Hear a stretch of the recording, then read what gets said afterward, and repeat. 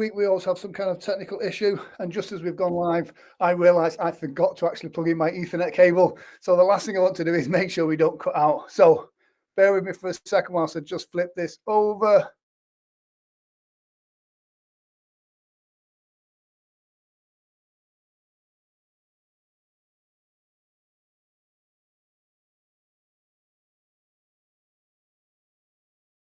And hopefully things are going well. Let me just check on my phone to make sure the stream is going out live everywhere.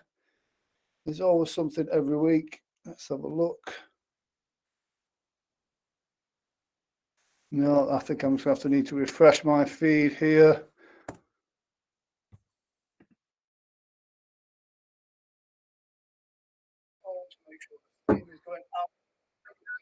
Hey, everything is going well. Andre says he sees me. Richard Cole is in the house. There we go. Richard Cole knows all about dodgy internet. He lives in that there Canada where they have solar flares, apparently. So this week, guys, we have something extra special for you. Our guest has turned up at the correct time, and they've got, fingers crossed, no technical issues so far. We have an amazing hypnotist, Amye Scharlau. She's an amazing female hypnotist, a great performer, a hypnotherapist as well, and she's an absolutely amazing person. I want you guys to have your questions ready. Make her feel very welcome. And we're going to get straight into it straight after this small graphic here.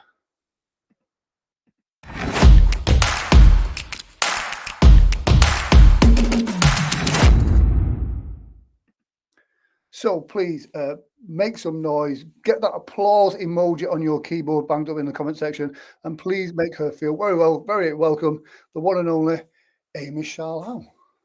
Hello. Hello, how are you? I'm doing great. Just got back to Minnesota. I did the 1,000-mile trek from Pennsylvania Renaissance Festival yesterday. Wow. How was that? How are festivals and stuff over in the States at the moment with everything that's happened? They have been insane, crazy record numbers. People are ready. I mean, in Colorado, there were over 20,000 people a day. There were over 17,000 people a day in Pittsburgh. It's just huge numbers. Fantastic. Yeah, it's been a lot of fun. Yeah, intense, but a lot of fun. I know we're just starting to come out of it here in the UK, and shows are starting to come back in now. And the first few shows, it was a little bit like very tentatively kind of putting the feelers out to see how it was. But now, like you said, I think people are like, okay, we can go out, so let's go out. So that's really good. Before we get into the festivals and the show side of things, I mean, tell us what was your first experience with hypnosis? Was it something? I know in America you have hypnotists at your high schools and colleges there. What was your first experience of hypnosis? Oh my goodness, my first experience was in Scooby-Doo cartoons. Do you have Scooby-Doo there? Oh, absolutely. And like, I remember there was a evil clown that had a piece of gold, and he would be, and the line was, "Watch my shiny coin of gold and you will do as you were told." And I was desperate to try to get it to work on my brothers. And so I had a piece of tinfoil on a string, which totally did not work. And then I'm trying to think of when I actually saw my first hypnosis was probably at college for me. Wow. Most people saw them. Most people see them in high school for the post proms, the post grads. But so did you already have an interest in hypnosis then, or was that the moment when you connected the Scooby-Doo character to the person that was on stage doing silly things? I just thought it was sort of like fascinating, and it really wasn't something I thought I was going to end up doing. I was headed in a different direction. And so it wasn't like, ooh, I'm going to be a hypnotist. I just, in the back of my mind, was like, wow, that's fascinating and really cool. Yeah. I must admit, I still find it really cool as well, if you know what I mean. It's we're very lucky to be in an industry that is always evolving, whilst at the same time kind of staying the same as it was. A couple of quick hellos as well. Jason Nobby Morgan from Wales says hello. Darren Fraser says hello, friends. Andre Shampoo says hello. Richard Cole, howdy.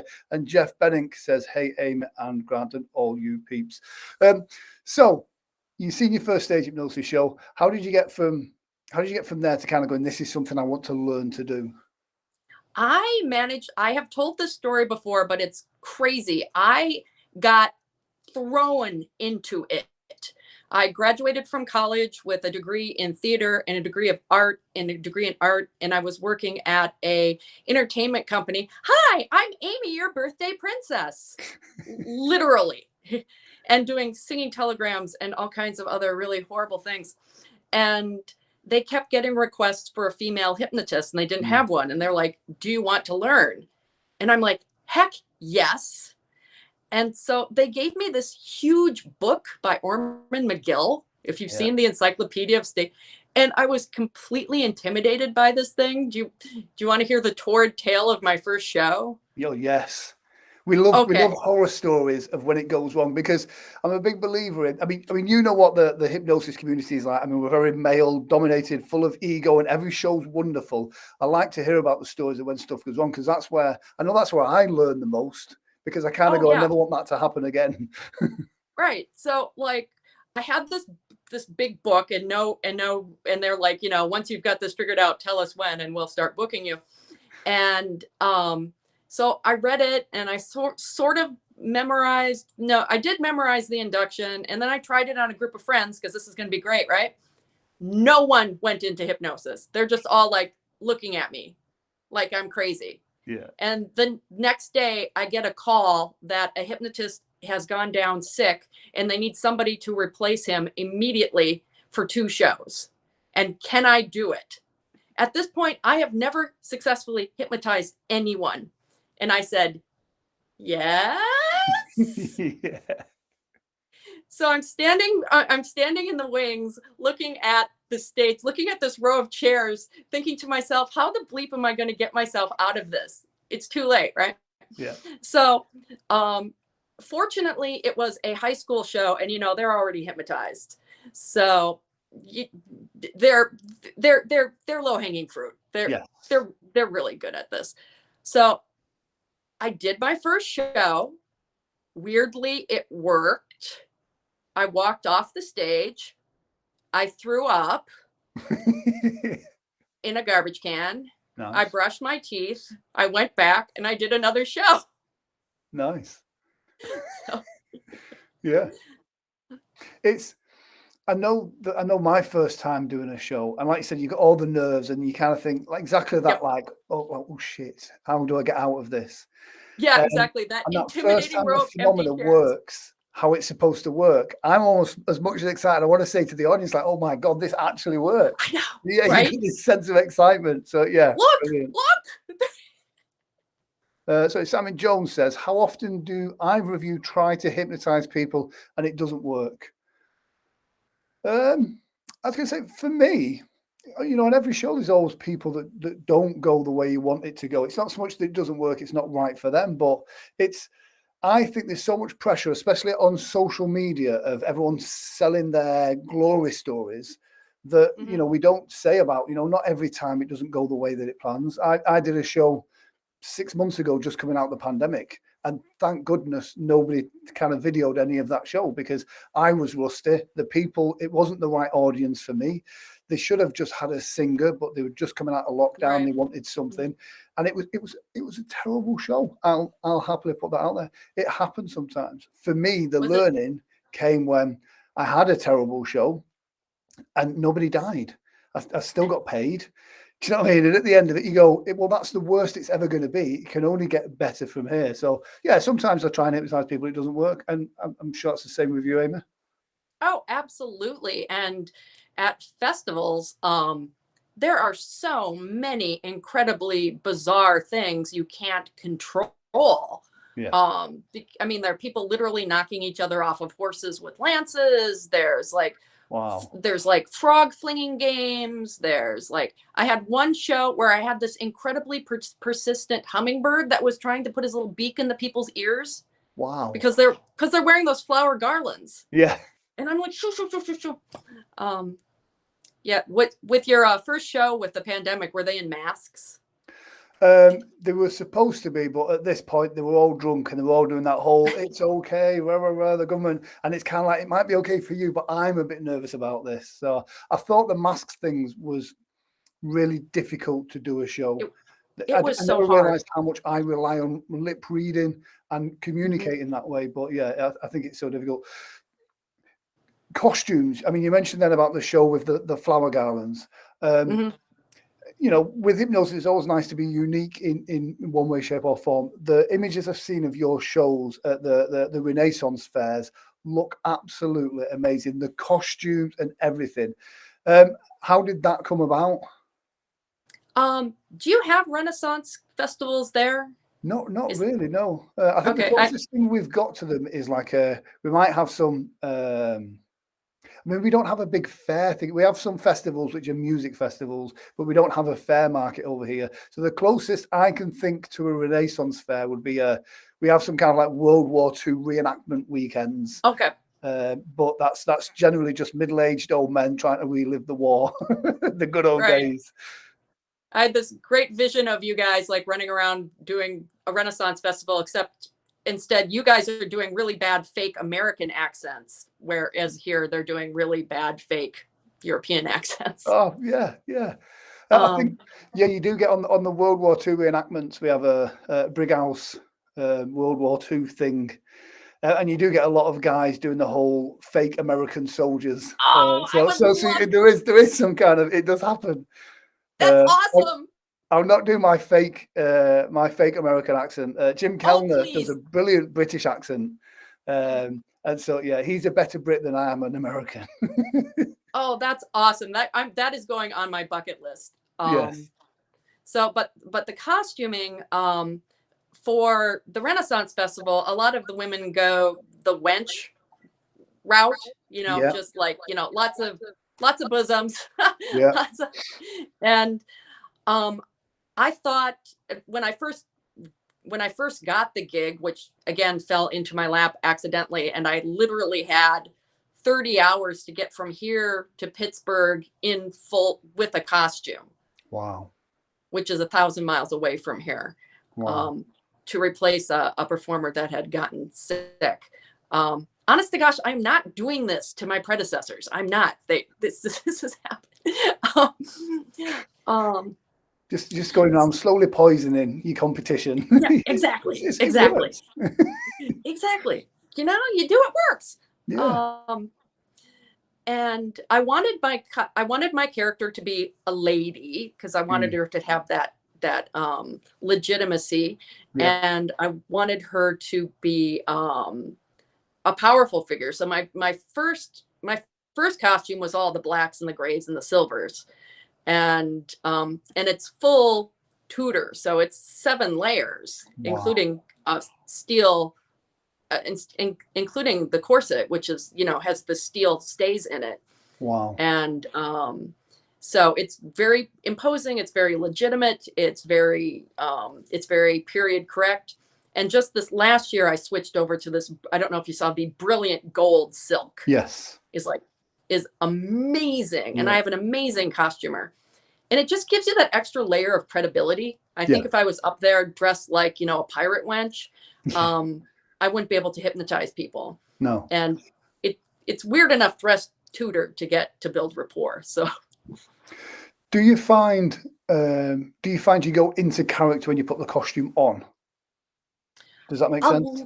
Yeah, a little bit. I made a very specific choice to not have like a Renaissance character as much. I become Lady Amelia, so it's like the more dignified version of myself, just that facet. But I didn't want to have the accent, and I didn't want to have a full character because, again, I'm actually asking people to do something. I'm asking them to trust me with their minds versus just being a street character interacting with them. So, so I don't have the, good day, welcome to the Renaissance Festival.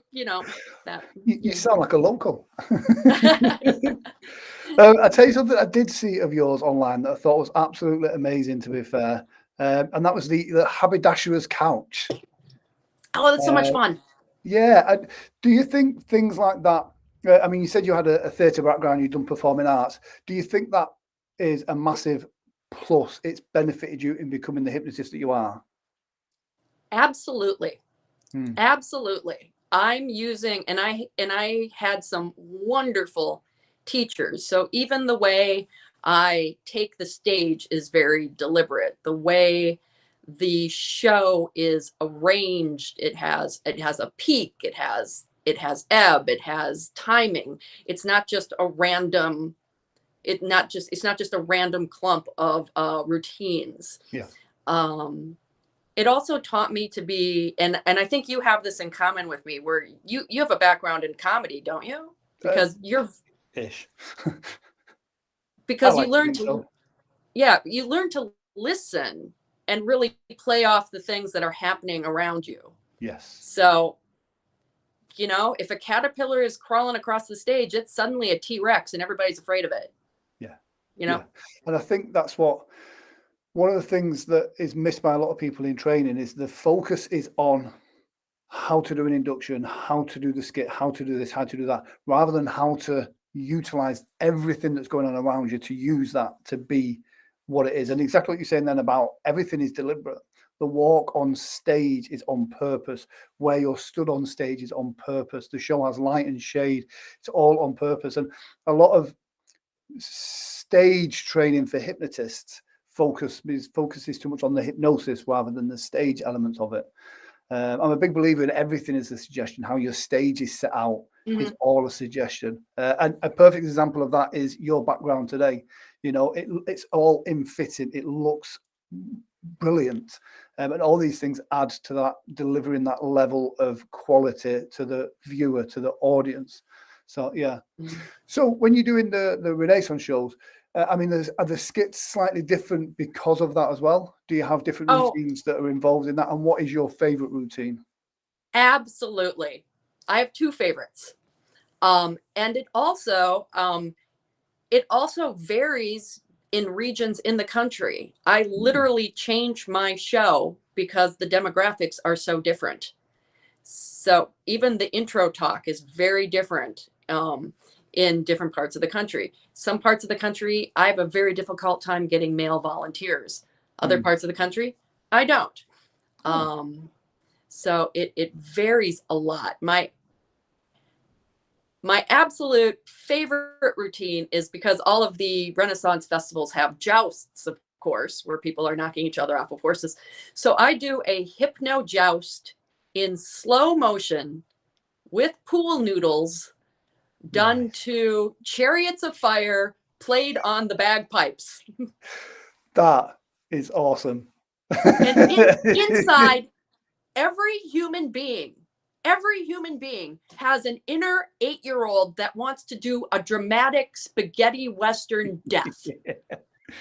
Yeah. And you know, people like slow motion rolling down the steps and like quivering in like the sawdust and like, you know, and ask them what their last words are. It's a really fun routine. Nice. You know, a routine's good that when you hear it, you laugh at it. Yeah, it's brilliant. And like I say, you can picture it with the Chariots of Fire as well. Yeah, absolutely fantastic. Where that you just said then that you actually have people on horses jousting. I mean, slightly off from the hypnosis tangent. So are these just like regular people jousting? You know, what's going on with that? No, you pick up or one picks up the coolest set of skills hanging out at Renaissance festivals. So there are companies of action.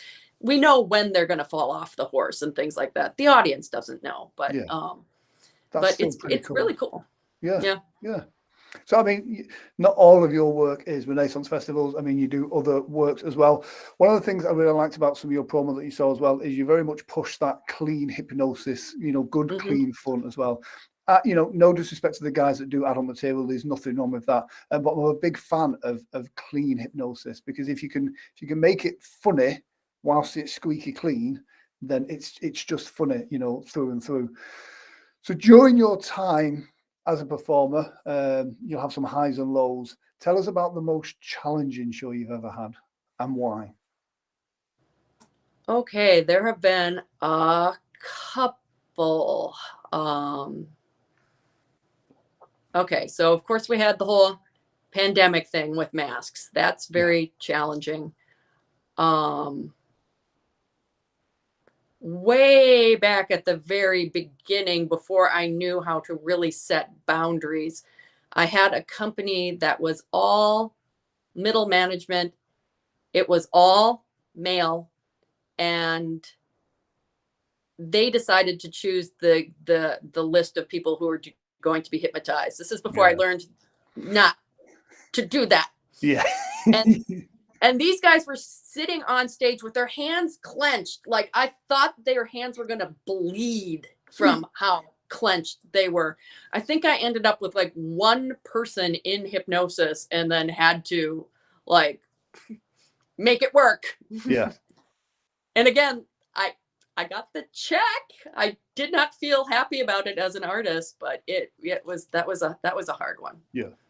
It's one of the things that, I mean, they say like a comedian's the loneliest job in the world, but you know, really, when you're a hypnotist and it's not the right audience, or not the right volunteers, or for whatever reason it's not quite right, it really can be a difficult time. But once you get through that, like you said, you want to do the best show that you possibly can, but to learn to manage a bad show is a good skill to have as a hypnotist. So yeah. You've been to the UK a couple of times speaking at the UK Hypnosis conference. Tell us about that. How was that? How did you find England? I thought it was an absolute blast. I also spoke a couple of times at the Hypnosis Congress in Zurich, which was usually like a week off, which was like great, because then I went to Zurich and then I went to Paris and then I took the Channel, and it was like, yay, all the things. I feel like I really click with the UK people almost better than the people here. Oh. I don't know why. I've had some of my best presentations. Like, I did one on hot flashes and menopause that just rocked the earth. Yeah. The sense of humor, I freaking love. The British sense of humor is amazing. Good. I loved it. Hypnosis seems to be a little bit more, well, I could be just imposing this. It seems to be better informed over there. And weirdly, I think we're top heavy with hypnotherapists, but performance hypnosis in this country it's a challenge, because there was a lot of people that weren't necessarily funny, so they would be shocking in order to get a reaction, and that, I think, had a negative effect on some audiences. Then we had a couple of incidents that you know, were in the national press that were very bad for stage hypnosis. And so stage hypnosis literally pretty much died its death. But slowly but surely over the last kind of 10 years, it's really starting to get pace again. And that divide between hypnotherapists and stage hypnotists is becoming more merged. I mean, one thing that, you know, you're a successful stage hypnotist and hypnotherapist as well. Do you find that there's any, you know, one causes conflicts with the other? Do people kind of say, oh, I saw you at a Renaissance fair, and somehow that's a negative effect on the therapy side of things? Or do you think that helps? I think it really helps. I am an ambassador. I'm out there giving out proper information. Yeah. I start my show with the line I've been using this year is hypnosis is not mind control. If it were, I would be at home right now with my husband, Jason Momoa. Yeah. And I also just finished all of my master's coursework to be a mental health counselor, which gives me more legitimacy on that side as well. So I think I'm a really good ambassador. Yeah, I think that is such a great word to use for it. I always like to think when I'm on stage, I am, you know, I'm doing a good thing for hypnosis. Hopefully some audiences, because I get lots of audiences now that when we go, who's seen a hypnosis show before? And people are like, Darren Brown? I'm like, well, no, like a hypnosis show. So hopefully new audiences are learning from that. So yeah, an ambassador is such a great word to use for that. So, as well as the most challenging show, you must have had a couple of standout moments, especially like moments you said earlier about the hummingbird trying to get in people's ears. Tell us maybe a funny story from something that's bizarre that's happened on stage or whilst you've been on the road. Oh my goodness. So much. Okay, my first year at the Renaissance Festival, I do this routine where somebody hasn't. It's a very common routine where the woman on stage hasn't seen her husband in a year, and she runs out, and then I take it to the next level and have somebody dancing around them, sprinkling them with rose petals, and then I actually sing Oh, while wow. what's going on. Can't help Cool. loving that man of mine or that woman of mine or whatever. And so I did this routine, and we're outside and it's a Renaissance festival, and she runs out into the audience. He picks her up, throws her over his shoulder, and runs away.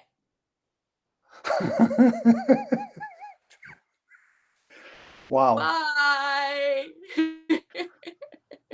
Wow. So yeah, now I have to be like I think it's something we pick up as we do more and more shows, like we add in the little caveats from stuff that's happened to us along the road, and you kind of think, that's never going to happen again now. So I'll make sure that when I give this suggestion, I'll say this as well. And so yeah, we do kind of put in those safeguards at the end of it. That's fantastic. Yeah. So I mean, where's your favorite place to hypnotize? Is it on a corporate stage? Is it in a theater? Is it at the fairs, high schools? Which shows do you like to do? They are very different animals. Mm. A good corporate stage show is an amazing thing because it's kind of a gimme. It's like no birds are going to be landing on people. They're not going. Oh man, I also had a show where in Colorado there was like an instant hailstorm, like boom, because you're right on the mountains, and I'm like, Wow. 1, 2, 3, wide awake, save yourselves, just run, just do run. it, just run. So of course, and I do like to, and it's really fun to like dress up and have like an evening gown and and not be wearing a costume that weighs 30 pounds is kind of a beautiful thing. Yeah. I must admit, I have on my bigger shows, I have a velvet jacket, and I get so hot in that. I kind of think that full costume that you've got, you must come off stage like 2 dress sizes smaller. It's just, yeah. Yeah, it can be brutal, and there is no air conditioning at a Renaissance festival. So imagine. you are stuck in that for like 12, 14 hours. Wow. So the Renaissance festivals, is that a seasonal thing? I know like there's a fair season in America. Is that part of that? You can in America, because it is so huge, you can actually do fairs 11 months out of the year if you want to. Oh wow. There are people I know that own like yurts and caravans and do not have houses because all they do is go from fair to fair. Wow. That's unbelievable. I For mean, it's me, great that you've got such a market. For me, it's seasonal. I do it for 4 months out of the year. I love it. I do it for the full summer. It's great. I am really proud of my shows at the Renaissance because I'm doing it in such insane conditions that every now and then I take a step back and it's like, holy buckets, look what we just pulled off here. Yeah. Yeah. So in some ways those might be my favorites. Yeah. Where do you see hypnosis going, especially on the performance side of things? I see a lot of it now on TikTok, on YouTube, small clips. Where do you see it going? For me, my personal opinion is I think stage hypnosis has to be live. I'm not a fan of it on television, although when it's on television, the bookings go through the roof. But I think when you can see the person, when it is live, it is so much better. But where do you think the future of it is going? I agree. Live is amazing. Those magical moments when you have people in the audience go into hypnosis and they do the zombie walk up to the stage. People cannot even believe it. It is magic. I'm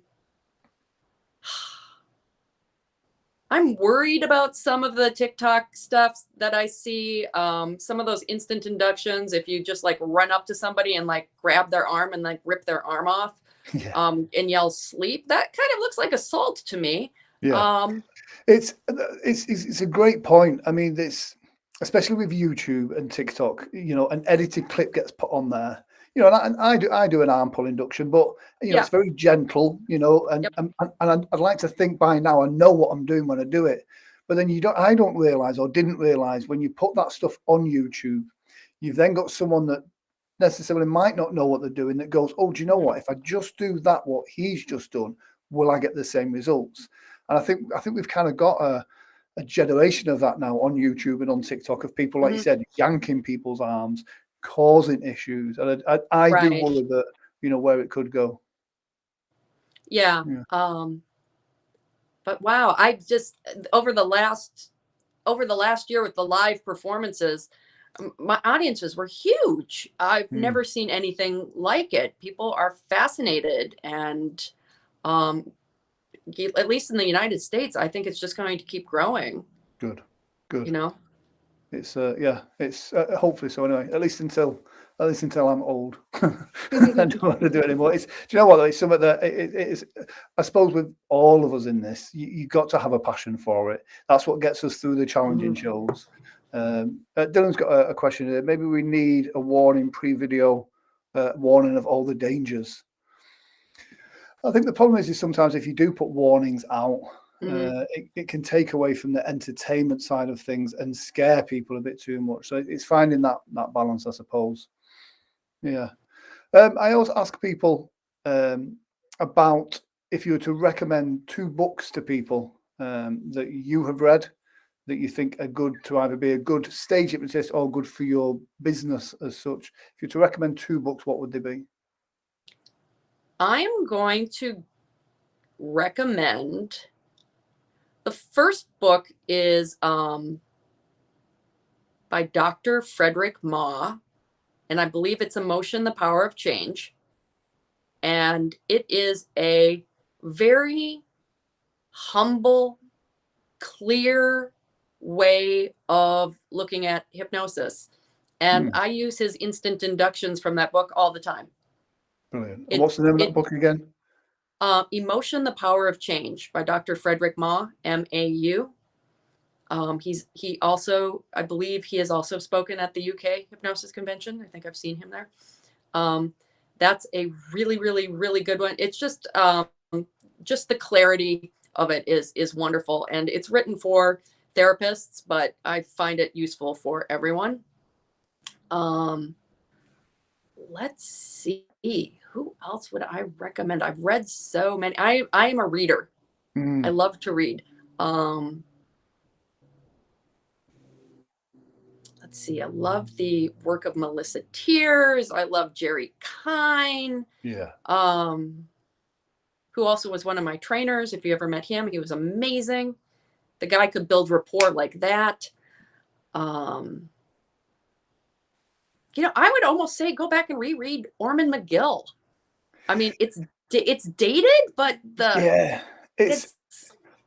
think it's such a weird book because you it first is such a read weird it book. and you are like, oh, it's overwhelming, and then you come back to it after doing hypnosis for a few years and you kind of go, oh. Do you know what I mean? And then you come back to it even further than that. And it's I think you get new learnings from it when you reread it. And there's some stuff that you go, that just will not work anymore. And that's just fluff. But it just gives you a better understanding of it. So yeah, I absolutely agree. Richard Cole's got a quick question. He says, do you craft a speciality show like a Ren show differently than a regular show? I'm going to say yes.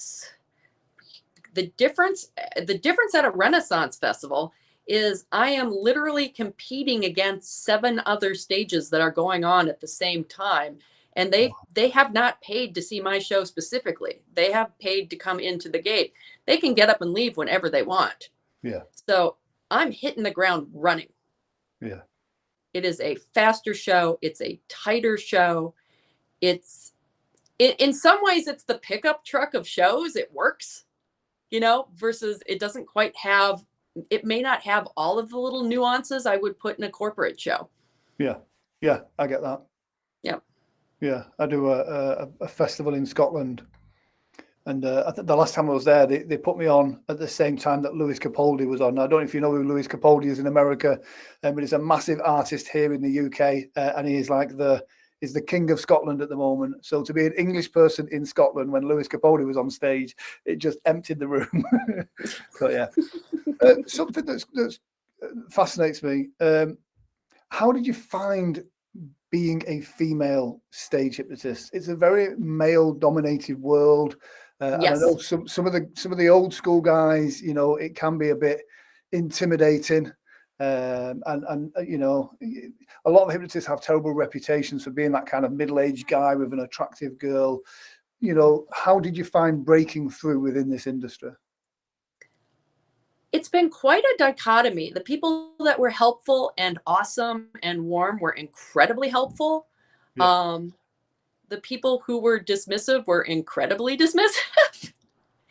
I had some people initially giving me advice that I could only look back and think that they were intentionally trying to sabotage me. Wow. Like, you know, like some of the advice I was given was make sure the induction is as long and slow as possible because people love that. Yeah. Yeah. Little skeptical. Yeah, bless them. I get a lot of really, really bad pickup lines at hypnosis conventions. I can imagine. And at Renaissance. I've not done too many of the conventions. But yeah, like a lot of time I'm working, which is why I don't do them. But you know, you see some of the stuff, and some of the guys are great. You know, I think that's why I love it. They tried to do NLP on you, and then it's like, and so the only thing to do is see how weird of stuff you can get to mirror back. You know, if you can get them to mirror that, and it's like, well, okay, that was great. Yeah. So I get mansplained to a certain extent. On the other hand, in a lot of places, it's a huge advantage because like all the women's colleges, they're going to hire me. Yeah. And especially with that sort of predatory reputation that hypnosis has. Yeah. They're going to hire me.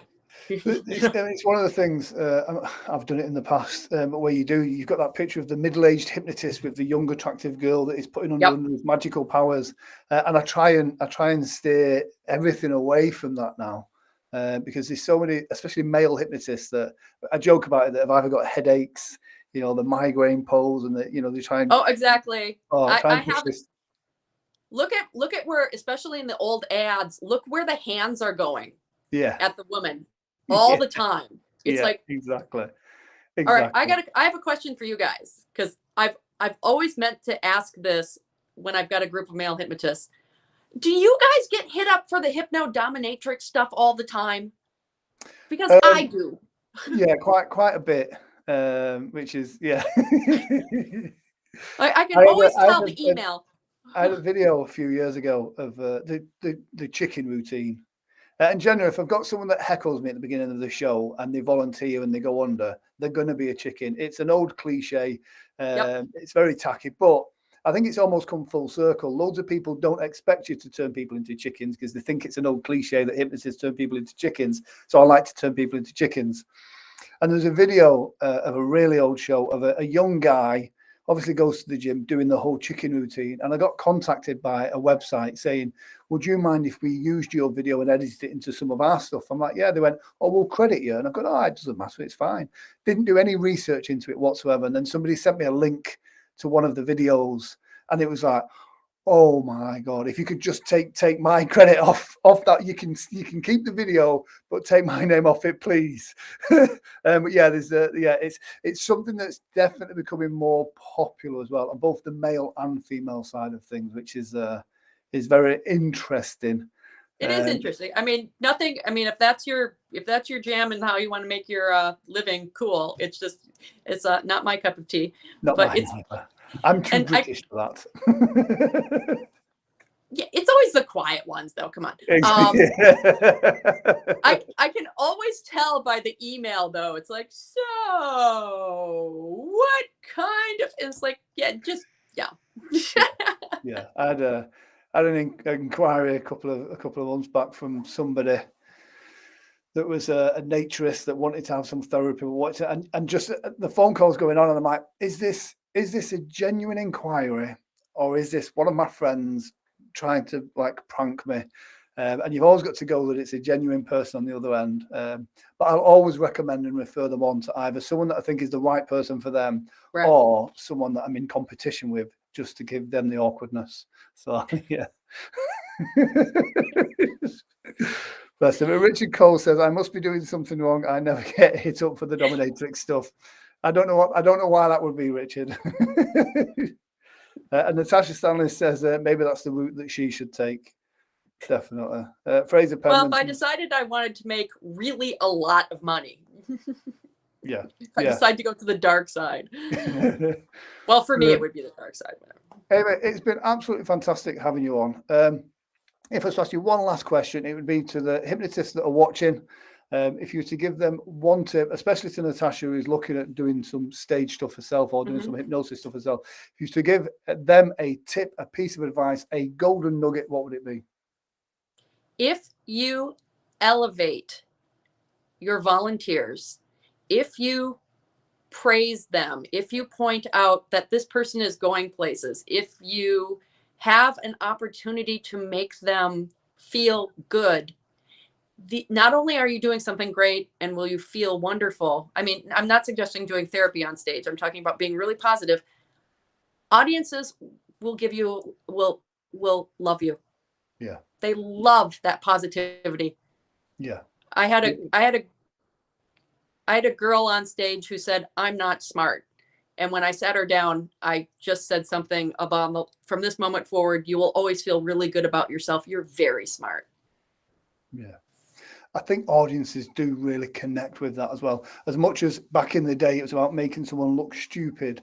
I do think people really resonate with that. If you can elevate somebody up, like you said, then that is a really great piece of advice. Andre's got he was making a comment about, he got asked someone to teach him how to hypnotize his wife for sex, but he didn't respond. And Natasha Stanley says, hey, Amy, would it be okay if we connected on Facebook or LinkedIn? Watch her. She's one of them stalkers that want the dominatrix stuff. You can go on. Oh yeah, you can find me via Facebook, whatever. I need to get back. I've sort of been a slacker on LinkedIn. I need to get back onto that. Yeah. Well, they bring out a new social network every other month now. And so you focus all your attention on one, then they bring out another, and then it's, I spent ages trying to learn TikTok dances, and now it's no longer TikTok anymore. So who knows? Your website's there on the screen as well, amythehypnotist.com. Guys, please do subscribe to her on YouTube, follow her on Facebook, LinkedIn, check out her website and the stuff coming up. And hopefully she will be at the UK Hypnosis Convention. They're not doing it this year, are they? Is it next year? I think it was virtual this year, and then I think so. Yeah. Next Fantastic. year. Yes. All right. Next year. See you guys. Thank you very much for joining me, guys. Next week we have Chris von Sponeck, a fantastic London hypnotist that will be interviewed. And yes, guys, from me and from Amy, take care.